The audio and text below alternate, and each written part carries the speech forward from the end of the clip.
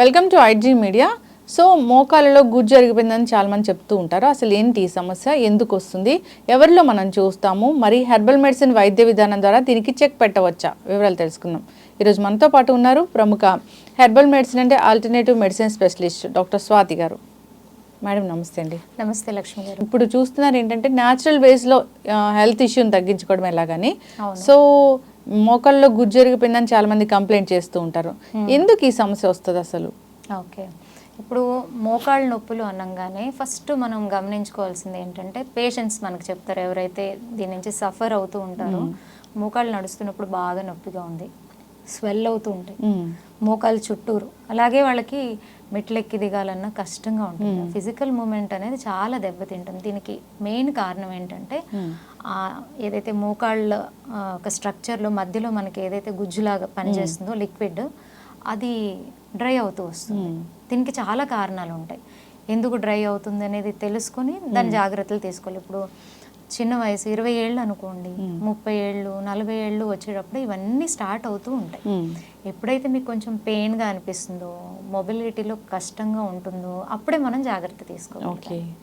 So దీనివల్ల ఏమవుతుందంటే ఇది ఒకటే కారణం కాదు, అదర్ హెల్త్ ఇష్యూస్ ఉన్న వాళ్ళకి కూడా ఇటువంటి ప్రాబ్లమ్స్ వస్తాయి.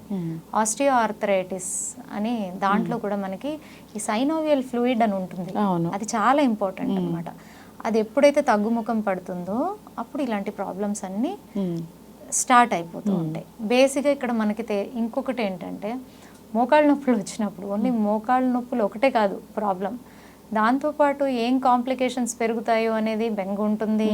అన్నిటికన్నా ముఖ్యం బాడీ వెయిట్. బాడీ వెయిట్ని పెరగకుండా కాపాడుకోవడానికి పాపం ఫుడ్ కూడా తగ్గించుకుంటూ వచ్చేస్తుంది. అది తగ్గించుకోవడంలో తప్పలేదు, కానీ అక్కడ న్యూట్రిషన్ ఫాలో అవ్వరు. ఎప్పుడైతే మనం న్యూట్రిషన్ ఫాలో అవ్వమో ఆల్రెడీ ప్రాబ్లం ఉంది, అది ఇంకా దెబ్బతింటూ వస్తుంది. సో అందుకని మనము తీసుకోవాల్సినటువంటి జాగ్రత్తలు చాలా ఇంపార్టెంట్. ఏంటంటే మన ఫుడ్ డయట్ని చేంజ్ చేసుకోవాలి. డయట్లో ఎలాగంటే మీకు మోకాళ్ళకి నేను చెప్తానండి, అక్రూట్ ఉంది కదా, అక్రూట్ అయితే అద్భుతంగా పనిచేస్తుంది. ఎవరికైతే ఇప్పుడిప్పుడే మోకాళ్ళ నొప్పి స్టార్ట్ అయింది లేదా 2-3 ఏళ్ళ నుంచి కూడా మోకాళ్ళ నొప్పి ఉంది అనేటటువంటి వారు ఏం చేయాలంటే డైలీ ఒక 5 నుంచి 8 అక్రూట్స్ నైట్ నానబెట్టేసి రాత్రి పొద్దున్నే ఖాళీ పొట్టతో మంచిగా చివ్ చేసి తింటే దాంట్లో ఉన్నటువంటి న్యూట్రిషన్ వాల్యూ ఏం చేస్తుంది అంటే మీ మోకాళ్ళ నొప్పికి సంబంధమైనటువంటి ఇన్ఫ్లమేషన్ని తగ్గిస్తుంది, వాపుని తగ్గిస్తుంది, పెయిన్ని తగ్గిస్తుంది. అలాగే లిక్విడ్ ఏదైతే తగ్గుతుందో దాన్ని మళ్ళీ రీజనరేట్ అయ్యేలాగా చేస్తుంది. ఎప్పుడైతే మీకు ఫ్లూయిడ్ తగ్గుతుందో మళ్ళీ కార్టిలేజ్ కూడా దెబ్బతింటుంది. సో అక్కడి వరకు వెళ్లకుండా మనల్ని కాపాడుకోవచ్చు ఇలాంటి చేంజెస్ చేయడం వల్ల. ముందుగానే కొంచెం సిమ్టమ్స్ కనిపిస్తానే ఫాలో అయితే మంచిది. ఫస్ట్ ఫాలో అయితే వాళ్ళకి కంపల్సరీ 1.5 మంత్ వాళ్ళని ఒక్కరోజు కూడా మానకుండా చేయమనండి, మంచి రిజల్ట్స్ వాళ్ళే చూస్తారు. అరే చెప్పారు కదా 4 రోజులు పాటించి ఇంకా తగ్గలేదు అని అంటే కుదరదు. మనం మినిమం 1.5 మంత్ దాన్ని రెగ్యులర్గా తీసుకుంటూ ఉంటే మన నీలో చేంజెస్ మనమే గమనిస్తాం. అండ్ అందరికీ తెలిసిందే జాయింట్స్ అనేది ఎక్కువ దాని హెల్త్ కాల్షియం మీద డిపెండ్ ఉంటుంది. సో మనం తీసుకునే ఫుడ్స్లో కాల్షియం అనేది మనం చూసుకోవాలి. నువ్వులు, సజ్జలు ఇవన్నీ కాల్షియంలో చాలా రిచ్ అండి. సో అలాంటి ఫుడ్ ఇప్పుడైతే ఒకప్పుడు డాక్టర్ గారు చెప్తేనే తెలుసుకునేటటువంటి రోజులు ఉండేవి. ఇప్పుడు మన చుట్టూరా ఉండేటటువంటి టెక్నాలజీ కాల్షియం దేంట్లో ఎక్కువ ఉంటుందని మీరు జస్ట్ గూగుల్లో కొడితే మీకు ఒక 10-15 ఐటమ్స్ అన్న వస్తాయి. దాంట్లో మనం 3-4 సెలెక్ట్ చేసుకొని ప్రతిరోజు మన ఫుడ్లో అలవర్చుకుంటే ఈ ప్రాబ్లం అనేది మనకి చాలా అంటే చాలా వరకు మనల్ని మనం రికవరీ చేసుకోవచ్చు. అలాగే బోన్ హెల్త్కి ఇంకొకటి చాలా ఇంపార్టెంట్ ఏంటంటే వైటమిన్ డి. అంటే మనం తినే ఫుడ్స్లో ఏది మీరు మార్పులు చేసుకున్నా కూడా మన బాడీకి కావాల్సినటువంటి వైటమిన్ డి అనేది దొరకడం కష్టం. సో దానికి చేయాల్సింది చాలా ఇంపార్టెంట్ అంటే సన్లైట్.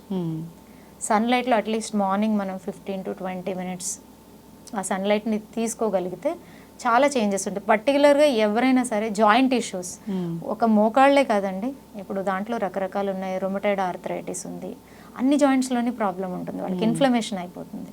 అలాగే గౌట్ ఆర్థరైటిస్, యూరిక్ యాసిడ్ పెరిగిపోవడం, ఇవన్నీ జాయింట్ ఇష్యూసే. సో జాయింట్స్కి సంబంధించిన ఏ ఇష్యూ అన్నా ఉండనివ్వండి, వాళ్ళకి ఫస్ట్ కావాల్సింది సన్లైట్.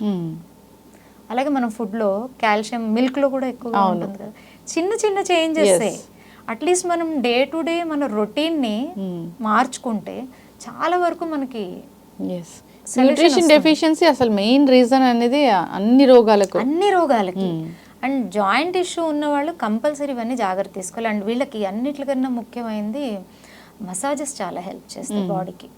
శరీరంలో మనకి ఏంటంటే వాతం అనేది ఎక్కువగా ఉన్నప్పుడు ఈ జాయింట్ ప్రాబ్లమ్స్ అన్నీ వచ్చేస్తూ ఉంటాయి. ఏమి లేదు, మనకు మనమే టైం దొరికినప్పుడు నువ్వుల నూనె, ఆవ నూనె అలాంటివి తీసుకొని మంచిగా మన చేతుల్ని మన కాళ్ళని మసాజ్ చేసుకుంటూ ఉంటే సర్క్యులేషన్ బాగా అవుతుంది. ఇప్పుడు మొత్తం శరీరం అంతా మనం మసాజ్ తీసుకోవడానికి టైం ఉండదండి, ఓన్లీ పాదాన్ని తీసుకోవచ్చు. ఒక పాదం మసాజ్ చేయడం వల్ల మీ శరీరం మొత్తం ఆటోమేటిక్గా ఆ మసాజ్ ఒక ఎఫెక్ట్ శరీరం మొత్తం ఉంటుందన్నమాట. సో ఇది వారంలో ఒక్కరోజు చేసుకోవచ్చు కదా. సో ఇలాంటివి చేయాలి. And physical movement, physical activities అనేది చాలా చాలా ఇంపార్టెంట్. దాంట్లో మీకు చాలామంది జాయింట్ ఇష్యూ ఉన్న వాళ్ళల్లో మనం గమనించేది ఏంటంటే వాళ్ళు ఎక్కువ ఎఫర్ట్ పెట్టి ఏమీ చేయలేరు, ఎక్కువ బరువులు ఎత్తలేరు, ఇవన్నీ చేయలేరు. నేను నడవలేనమ్మా, నేను ఎలా చేయగలను అని అడిగే వాళ్ళు కూడా ఉంటారు.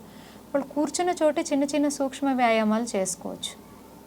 సో అలాగే మీకు ఒమేగా రిలేటెడ్ ఫుడ్స్ ఏమైతే ఉంటాయో వాటిని ఎక్కువగా తీసుకోవడం, ఇలాంటివన్నీ చేయడం వల్ల మీకు చాలా వరకు జాయింట్ ఇష్యూస్ నుంచి బయటపడే అవకాశం ఉంది.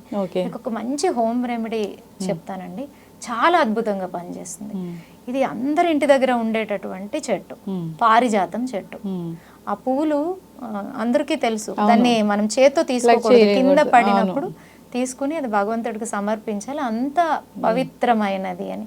అంటే ముందే వాళ్ళు అనలైజ్ చేశారు దాని ఒక మెడిసినల్ వాల్యూస్, అందుకే దాన్ని పిక్ చేయకూడదు. ఎందుకంటే అది మనం పిక్ చేసినప్పుడు ఏమవుతుందండి, మనల్ని ఎవరైనా పిన్ చేస్తే ఏమవుతుంది, పెయిన్ వస్తుంది. అది పెయిన్నే తీసేటటువంటి ప్లాంట్ కాబట్టి దాన్ని మనము పిక్ చేయకూడదనే ఉద్దేశంతో గురువులు పెట్టినట్టు ఉన్నారు. సో ఇది ఎలాగంటే ఈ ప్లాంట్కి లీవ్స్ ఉంటాయి కదా, 8 to 10 లీవ్స్ తీసుకోవాలి. తీసుకుని దాన్ని కొంచెం మంచిగా స్మాష్ చేసేసి దానికి ఒక గ్లాస్ ఆఫ్ వాటర్ యాడ్ చేసి దాన్ని మంచిగా బాయిల్ చేయాలి. బాయిల్ చేసేటప్పుడు కొంచెం జింజర్ని యాడ్ చేయడం వల్ల దాని ఒక మెడిసినల్ వాల్యూ ఇంకా పెరుగుతుంది. దాన్ని మనం ఫిల్టర్ చేసుకొని టీ లాగా తాగాలి. నేను చాలామంది పేషెంట్స్కి ఇది రికమెండ్ చేశాను, అద్భుతమైన రిజల్ట్స్ అండి.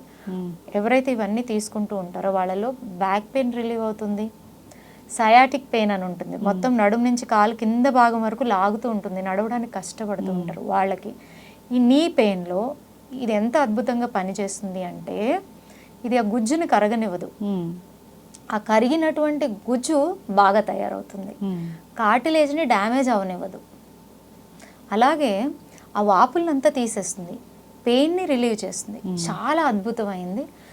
మనం ఏంటంటే ఓన్లీ జాయింట్ పెయిన్స్ ఉన్న వాళ్ళే కాకుండా వాళ్ళ పేరెంట్స్లో జాయింట్ పెయిన్స్ ఉన్నాయి, ఆపరేషన్స్ చేయించుకుని ఇబ్బంది పడినటువంటి వాళ్ళ పేరెంట్స్ చాలా మంది ఉంటారు కదా, అలాంటి వారు కూడా కొంచెం చిన్న ఏజ్ నుంచే మనం దీన్ని ఒక హర్బల్ టీ లాగా చేసుకొని తీసుకుంటే చాలా అద్భుతమైన రిజల్ట్ ఉంటుంది. సో ఇది సింపుల్, అందరూ చేసుకోవచ్చు. సో ఇది వాడిన తర్వాత వాళ్ళే కమెంట్ చేస్తారు అనుకోండి. సో ఇలాంటి చేంజెస్ మనం తీసుకురావడం వల్ల చిన్న చిన్న ఎక్సర్సైజెస్, నీ స్ట్రెంథనింగ్ ఎక్సర్సైజెస్, డయట్ని ప్రాపర్గా ఫాలో అవ్వడం ద్వారా ఇటువంటి ప్రాబ్లమ్స్ లేకుండా మనం హెల్తీగా ఉండొచ్చు. ఖచ్చితంగా మ్యామ్, చాలా చక్కగా చెప్పారు. నిజంగా హెర్బల్ మెడిసిన్ అంటే ఆ మెడిసిన్ పక్కాగా పనిచేస్తుందనే ఒకటి నానుడైతే ఉంది. సో ఈ హర్బ్స్ అనేవి ఇప్పటివి కావు, పురాతన కాలం నుంచి వస్తున్నవే. సో ఇప్పుడు ప్రాచీన ఆయుర్వేద గ్రంథాల్లో వీటి గురించి చాలా చక్కగా చెప్పడం కూడా జరిగింది. ఎస్, చక్కటి ఇన్ఫర్మేషన్ అండి. నిజంగా పారిజాతం చెట్టు అంటే చాలా గొప్పది, దానికి చాలా పెద్ద చరిత్రే ఉంది. సో అదొక డివైన్ ప్లాంట్ లాగా చెప్తూ ఉంటారు. సో అలాంటి దాంట్లో మెడిసినల్ వాల్యూస్ అంటే చాలా చక్కగా చెప్పారు. సో వాడుకోవాలని కోరుకుందాం. ఎవరికైనా ఇంకా ఇబ్బంది పెడుతూ ఉన్నప్పుడు ఒక హెర్బల్ మెడిసిన్ స్పెషలిస్ట్గా మీరు వాటిని తగ్గిస్తారు కాబట్టి కాంటాక్ట్ చేయాలని కోరుకుంటున్నాను. తప్పకుండా. Yes, thank you so much. మేము హర్బ్స్ని కూడా అంతే స్పెషల్గా సెలెక్ట్ చేస్తాము. అవును, ఒక నీ పెయిన్ ఉన్న వాళ్ళకి ఒకే ప్రాబ్లం ఉండదండి. సో వాళ్ళకున్న అదర్ ఇష్యూస్ని కూడా కన్సిడర్ చేసి అప్పుడు వాళ్ళకి సంబంధించిన హర్బ్స్ని ప్రిపేర్ చేసి ట్రీట్ చేయడం జరుగుతుంది. అప్పుడు మంచి రిజల్ట్స్ ఉంటాయి. ఎస్, డిపెండ్స్ ఆన్ వాళ్ళ మెటబాలిజం, వాళ్ళకి ఎన్న other health issues. Even diabetes ఉన్న వాళ్ళు కానీ, థైరాయిడ్ ఉన్న వాళ్ళు కానీ, వాళ్ళకి ఇంకా కొంచెం ఇష్యూ ఇది పెరుగుతుంది అనమాట. అవును. ఎస్, చక్కటి ఇన్ఫర్మేషన్ అండి, ధన్యవాదాలు. Thank you ma'am.